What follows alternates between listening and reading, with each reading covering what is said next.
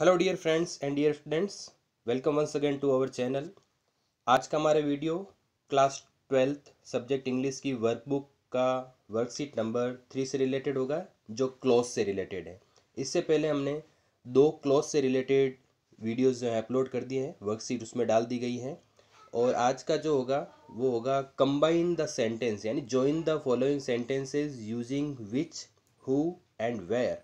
विच, who और where का प्रयोग करते हुए इन सेंटेंस को हमें कंबाइन करना है, जोड़ना है। हु से रिलेटेड, वेयर से रिलेटेड मैंने कुछ जो पॉइंट्स हैं प्रीवियस वीडियो में बताए थे, उनको ध्यान रखते हुए ही हमें इन सब का यूज करना है। सबसे पहला यहाँ पर रिलेटिव प्रोनाउन जो विच दिया हुआ है, जो नॉन लिविंग वस्तु सूचक शब्दों के लिए प्रयुक्त होता है, यूज किया जाता है इनका। सेकंड जो है हु, इसका जो प्रयोग है पर्सन रिलेटेड, यानी व्यक्ति सूचक शब्दों के बाद इनका यूज किया जाता है। नेक्स्ट है वेयर। वेयर जो है वो स्थान सूचक शब्दों के लिए किया जाता है, प्लेस रिलेटेड होता है। तो चलिए हम इसका सेंटेंस नंबर फर्स्ट देखते हैं। A young receptionist received us in the office, she was very courteous. तो यहाँ पर a young receptionist, she was very courteous.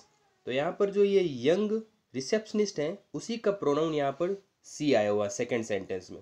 तो ध्यान रखने योग्य ये बात है कि जिस नाउन के लिए जो प्रोनाउन आता है उसमें आप देखिए किसके लिए आ रहा है। तो यहाँ पर पर्सन रिलेटेड के लिए आ रहा है, रिपीट हो रहा है वो प्रोनाउन। तो इसलिए यहाँ पर किसका यूज करते हुए इस सेंटेंस को हम कंबाइन करेंगे, जोड़ेंगे, हु का यूज करते हुए। तो यहाँ पर ये सेंटेंस ऐसे बनेगा, अ रिसेप्शनिस्ट पहले आ जाएगा, व्यक्ति सूचक शब्दों के बाद ही हु का प्रयोग किया जाता है, इसलिए यहाँ पर आएगा हु। ठीक है, अ रिसेप्शनिस्ट हु।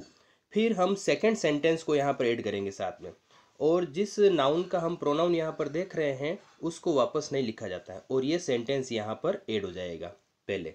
तो a young receptionist who was very courteous, फिर यहाँ पर ये जो शेष रिमेनिंग सेंटेंस है वो जुड़ जाएगा, received us in the office. ये इस तरह से सेंटेंस बनेगा हु वाला।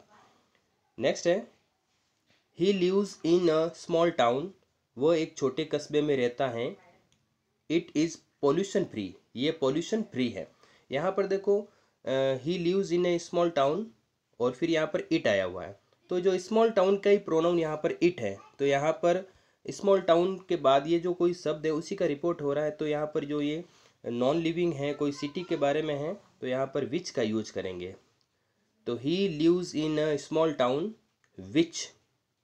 ठीक है, अगर हम विच का प्रयोग कर रहे हैं तो उससे रिलेटेड जो प्रोनाउन है उसे यूज नहीं करेंगे, इट वापस नहीं आएगा। तो यहाँ पर हो जाएगा he lives in a small town which is pollution free, it वापस नहीं यूज करें। नेक्स्ट है my elder cousin wrote the script of this drama, she is very talented. My elder cousin, ठीक है, सी इज़ वेरी टैलेंटेड। तो यहाँ पर my elder cousin and she जो है सेम है। एल्डर कजिन का ही प्रोनाउन यहाँ पर सी आ रहा है, तो हु का यूज करते हुए हम इस सेंटेंस को कंप्लीट करेंगे। तो यहाँ पर आ जाएगा सबसे पहले माई एल्डर कजिन, ठीक है, व्यक्ति सूचक शब्द आ गया। फिर इसके बाद ही हम यहाँ पर किसका प्रयोग कर देंगे, हु का प्रयोग कर देंगे। तो जैसा कि पहले सेंटेंस में बताया गया है कि अगर जहाँ पर व्यक्ति सूचक के बाद में अगर हु का प्रयोग कर देते हो तो उस सेंटेंस को यहाँ पर आपको थोड़ा ड्रॉप करें, रोक दें, उसे ना लिखें।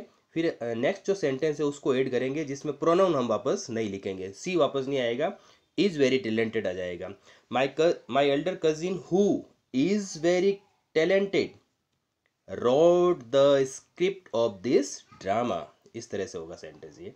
फिर है you bought a house last year, तुमने पिछले वर्ष एक घर खरीदा। It is very beautiful and spacious.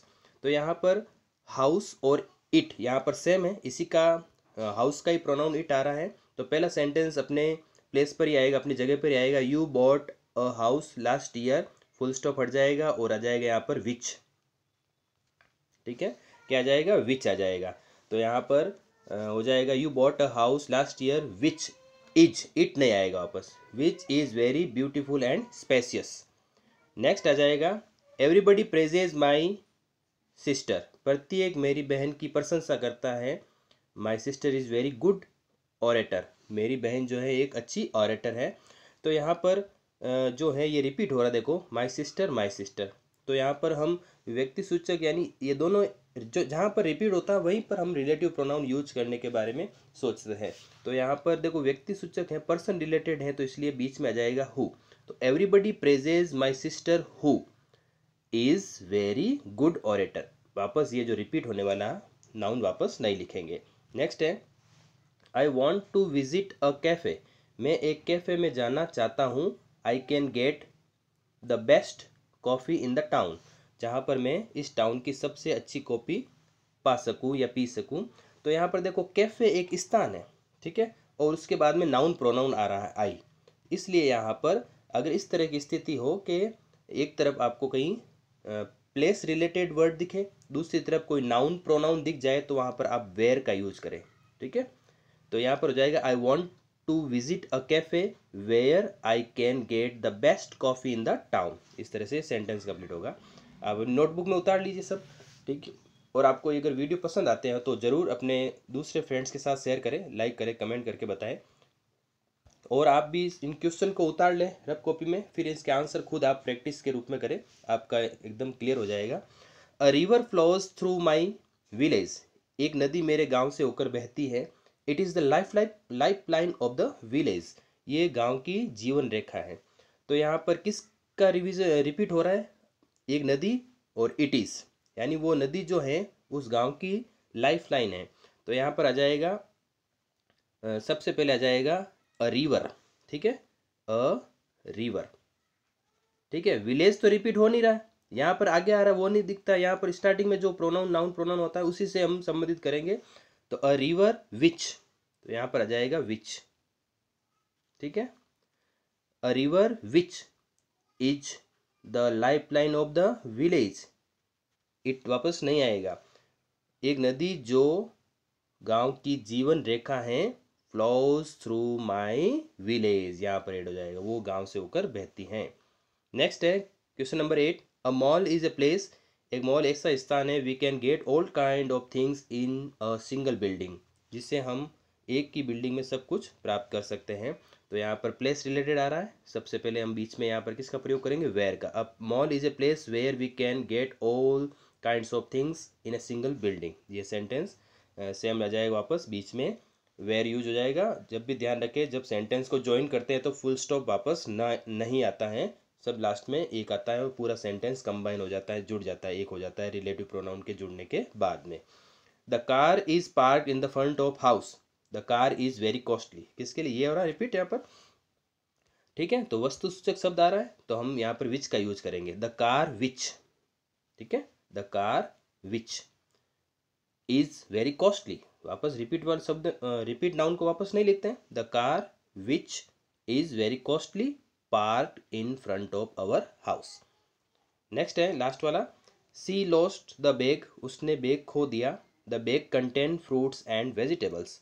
उसमें फ्रूट्स एंड वेजिटेबल थे। तो यहाँ पर दोनों आ रहे हैं, पास पास रिपीट हो रहे हैं, तो बीच में ही हमने किसका प्रयोग कर देंगे? विच का।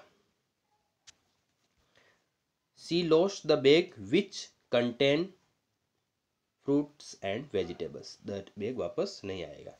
तो ये हमारा आज का वीडियो, जिसमें वर्कशीट नंबर 3 में हमने ग्रामर क्लॉज से रिलेटेड ये कंबाइन द सेंटेंस या join the sentences using which, who और वेयर सीख लिया है। ठीक है, नेक्स्ट वीडियो में और हम ग्रामर के टॉपिक के साथ आपके साथ आएंगे, जिसमें वही उसी वीडियो में एक्सरसाइज और साथ में हम उनको उनके जो रूल्स हैं या उनके पॉइंट्स जो हैं वो भी सीखते रहेंगे। Thank you for watching this video.